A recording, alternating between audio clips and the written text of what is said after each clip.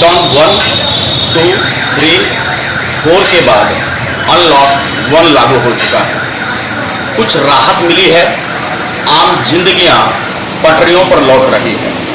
बता दें कि कोरोना जैसी वैश्विक महामारी में समूचा देश हिल सा गया। लोग बेतरतीब सड़कों पर आ गए।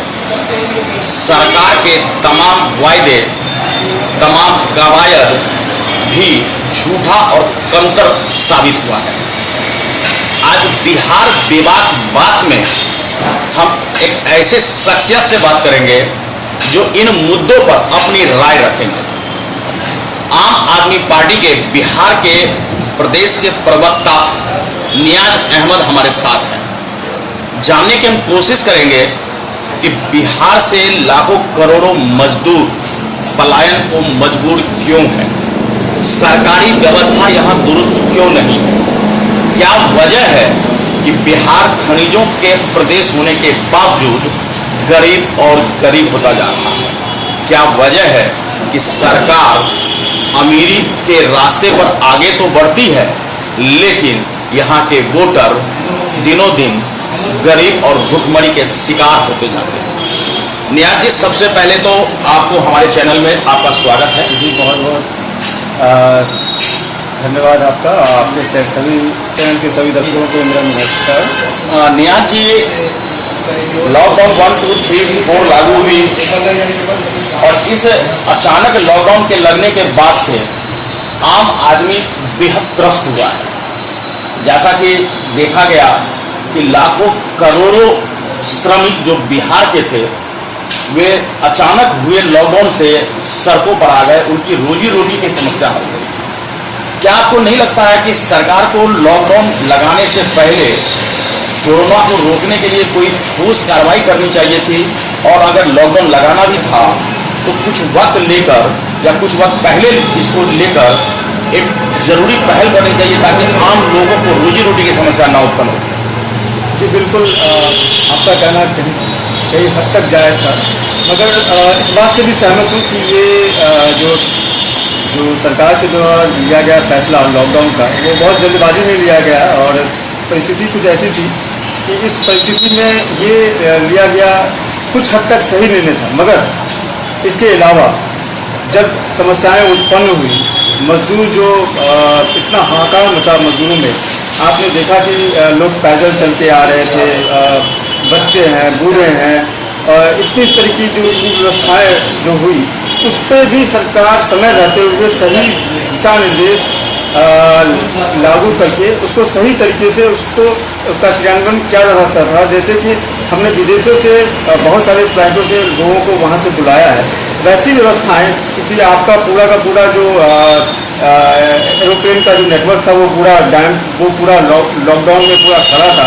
आप चाहते तो वैसे ही जैसे विदेशों से लोगों को लेके आए थे, गरीब श्रमिक मजदूर लोगों को भी उनके गंतव्य स्थान तक आप वैसी सुविधाओं से पहुंचा सकते थे। आपकी ट्रेनें जो बाद में आपने उसको चालू की, वो इन ट्रेनों से आप उनको गंतव्य स्थान तक मजदूरों को पहुंचा सकते थे। इसके अलावा भी बहुत सारी समस्याएं हुई इस बीच में, जैसे रोजगार की समस्याएं थी, इसके अलावा और भी कई प्रकार की समस्याएं थी जो लॉकडाउन के दरमियान उत्पन्न हुई, जिसको इस सरकार ने सही तरीके से सही दिशा में कार्य नहीं करने के कारण ये इस तरह की जो समस्याएं हैं वो उत्पन्न हुई। आपको मैं एक उदाहरण देना चाहता हूँ कि हमारी सरकार जो दिल्ली में सरकार है, आम आदमी पार्टी की सरकार है, अरविंद केजरीवाल जी जो वहाँ पे उन्होंने जो काम किया है, बहुत आपने देखा कि वहाँ पे जो 10 लाख लोगों का खाना वहाँ पे बन रहा था।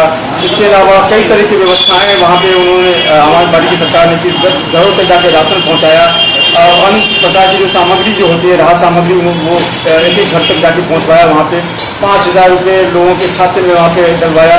इस तरह की सुविधाएं अगर राज्य सरकार जो कर रही थी, केंद्र सरकार भी अगर इस तरह की सुविधाएं वो करती तो ज़्यादा बढ़िया होता है। एक और बात मैं आपको बताऊं कि आज कुछ विशेष दिन है बिहार के लिए। आम आदमी पार्टी के जो राज्यसभा सांसद है संजय सिंह, और वो बिहार के प्रभारी भी हैं, वो आज हवाई जहाज़ से शाम के 5 बजे पटना एयरपोर्ट पे दिल्ली से 34 मजदूरों के साथ वो यहाँ पे पटना आज आ रहे हैं शाम के 5 बजे। आपको एक बात बताऊं कि एक राज्यसभा जो सदस्य है उसको पूरे साल में 34 टिकट, हवाई जहाज़ की 24 यात्राओं की टिकट मिलती है। उन्होंने वो सारा का सारा टिकट जो है वो दान कर दिया इन श्रमिकों को, और सारे के सारे श्रमिक जो थे वो बिहार के हैं। उनको लेकर के आज आम आदमी पार्टी के राज्यसभा सांसद शाम के 5 बजे पटना एयरपोर्ट पे आने वाले हैं। तो इस तरह का एग्जाम्पल सेट कर रही है आम आदमी पार्टी की सरकार।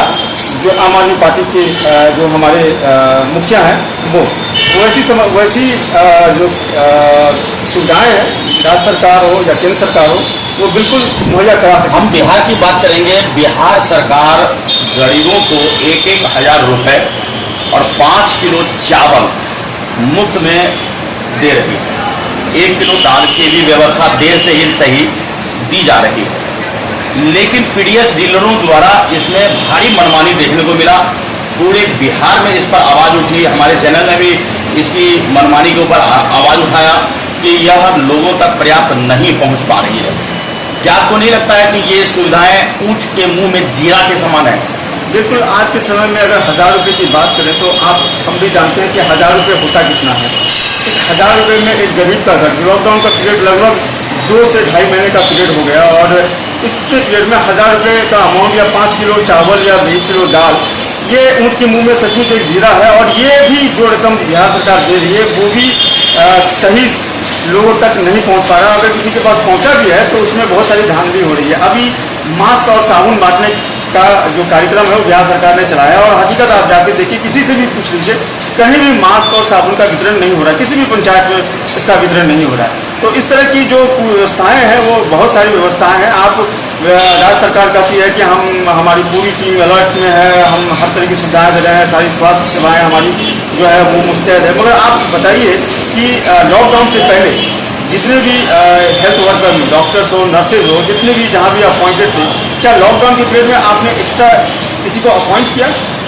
आपने अपॉइंट नहीं किया है। तो जो समस्याएं पहले थी, जो सर्दी खांसी बुखार या अन्य तरह की जो बीमारियां थी, लोग जाते थे सदर अस्पतालों में, तो बीमारियां एज इट इज वैसी रही। उसके अलावा एक बहुत बड़ी महामारी आप पे आ पाई। आपने एक भी वर्कर को, हेल्थ वर्कर को आपने अपॉइंट नहीं किया, और कहते हैं कि सारी सुविधाएं जो मुस्तैद है। तो इस तरह सरकार द्वारा जो क्वारंटाइन करवाया गया था, और सरकार बंद कमरों में बैठ करके क्वारंटाइन सेंटरों को देख रही है, जहां लिमिटेड लोग हैं, लिमिटेड अधिकारियों द्वारा दिखाया गया कि वहां सारी व्यवस्थाएं दुरुस्त है, जबकि हकीकत ये थी कि क्वारंटाइन सेंटरों पर लोगों को खाने की आफत हो गई। कहीं चूड़ा दिया जा रहा है, कभी मिर्ची दिया जा रहा है, कहीं चावल दाल नहीं मिल रहा है, खाने की बहुत बड़ी दुर्व्यवस्था सामने आई है। इसको और मीडिया को उसमें प्रवेश वर्जित कर दिया गया था। तो ये फैसले कहाँ तक सही थे? जी बिल्कुल, यही चीज़, इसको लेकर के हमने एक बहुत बड़ा मुहिम चलाया था, और हमने एक कार्यक्रम हमने पूरे राज्य भर में हमने चलाया था कि क्वारंटाइन में नीतीश कुमार। इस कार्यक्रम के तहत हम लोगों ने, मैं भी इसमें यहाँ पे धरना पे बैठा था, और पूरे बिहार में हमारे जितने भी हर जिलों में हमारा ये कार्यक्रम चला था क्वारंटाइन में नीतीश कुमार। वो मुद्दा ही यही था कि जो क्वारंटाइन में जो सुविधाएं दी जा रही है, जो जिस सुविधा की बात सरकार कर रही है, वो सुविधा असल में पहुँच नहीं पा रही है, लोगों तक पहुँच नहीं पा रही है वो सारी सुविधाएँ। क्वारंटाइन में आप सेंटरों में आप जाके देखिए, अमोर में एक क्वारंटाइन सेंटर जो सीमावर्ती इलाका है, वहाँ पे सारा का सारा जो सीमावर्ती इलाके से जितने लोग आते थे वहाँ पे उनको क्वारंटाइन किया जाता था। वहाँ की स्थिति जाके आप देखते हैं, हमने वहाँ पे रिपोर्टिंग करवाई थी, और मैं खुद गया था उस सेंटर पे। इतनी कुव्यवस्थाएं थी वहाँ पे, न प्रॉपर वहाँ पे डॉक्टर थे, न प्रॉपर वहाँ पे कोई चेकअप के लिए कोई आता था।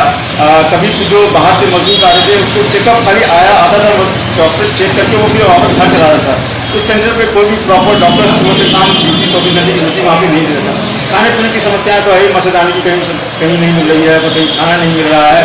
कई लोग हड़ताल पे बैठ गए, बाईसी में कई दिनों तक जो है सरकार पर आरोप है कि क्वारंटाइन के नाम पर भी जो तौलिया, बाल्टी, साबुन के ऊपर भी खूब घोटाले हुए हैं।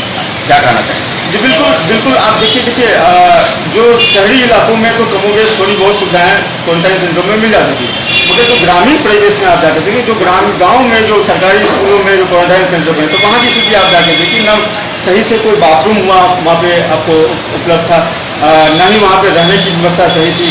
सरकारी स्कूलों की स्थिति आप पूरे बिहार में आप जानते हैं कि किस तरह की सरकारी स्कूलों की व्यवस्था होती है। तो उस सरकारी स्कूलों में आप जाके क्वारंटाइन सेंटर आपने बना दिया और वहाँ पे लोगों को क्वारंटाइन कर दिया, तो वहाँ साफ़ सफाई की व्यवस्था नहीं होती थी, खाने की व्यवस्था नहीं होती थी, न ही लोगों को रहने की वहाँ व्यवस्था होती थी, मच्छरदानी लोगों को उपलब्ध नहीं था। बहुत तरह की कुव्यवस्थाएँ हैं वो जो उसके कारण कई जगह जो है लोग उपवास पर बैठ गए। आपको क्या लगता है इस विधानसभा चुनाव में आम आदमी पार्टी यहाँ क्या 243 सीटों पर चुनाव लड़ेगी? देखिए, हमारी तैयारी जो है वो पूरी की पूरी 243 सीटों पे चल रही है और जो हमारा दिशा निर्देश जो हम लोगों को मिला है कि आप सारे विधानसभाओं पे तैयारी करिए।